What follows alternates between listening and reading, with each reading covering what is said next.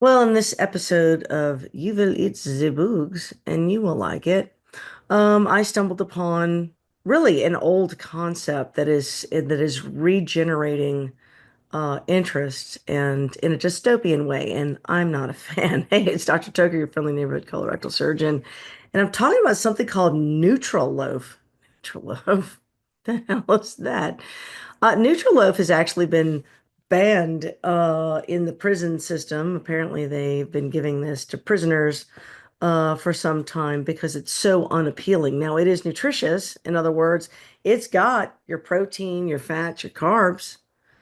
It just is kind of a gray, amorphous, horrible texture, gruel-like consistency. And because it's given in punishment, it's been banned from a lot of these prisons who are doing that. Now, in the past, during wartime and famine, this concept of taking a bunch of other foods and grinding them up into something that's supposed to look like meatloaf, even though there's no meatloaf in it, was not an uncommon thing when you're at war and there's no flour and there's no meat. And then like now what are you gonna say? That's what it looks like. So I say I'm not a fan of Neutraloaf, and thank God we're not in that time frame currently. But I really feel like the powers that be are pushing us down some dystopian timeline where Neutraloaf is in your future. So I don't know what to say about that. Maybe Neutraloaf tastes awesome with salt and pepper and herbs. Could be.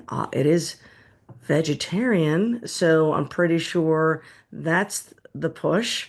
And we've been talking in the Eat the Boogs section where they want you eating maggot milk and they want you eating poo meat and they want you eating artificial 3D printed meat and cultured meat. None of them come from an actual animal, just kind of from a laboratory. And now they're reinstituting a neutral loaf. And honestly, when you get down to it, Beyond Meat is nothing more than a more appealing neutral loaf.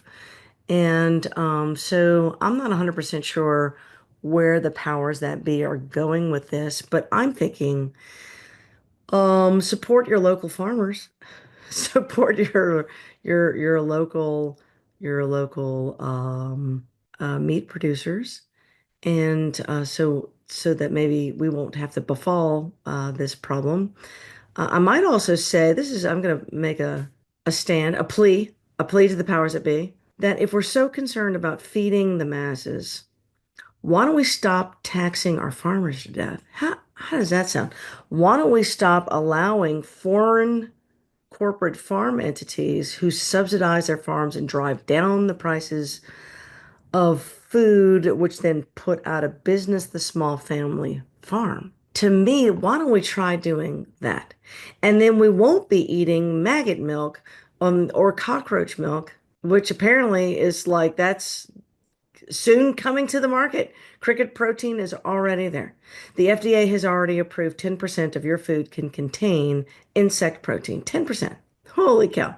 I get kind of as an aside, I saw an article the other day that 90% of the vegan faux meat things actually contain animal meat because you can't make non-Nutraloaf stuff without it tastes when you take vegetables, you got Nutraloaf.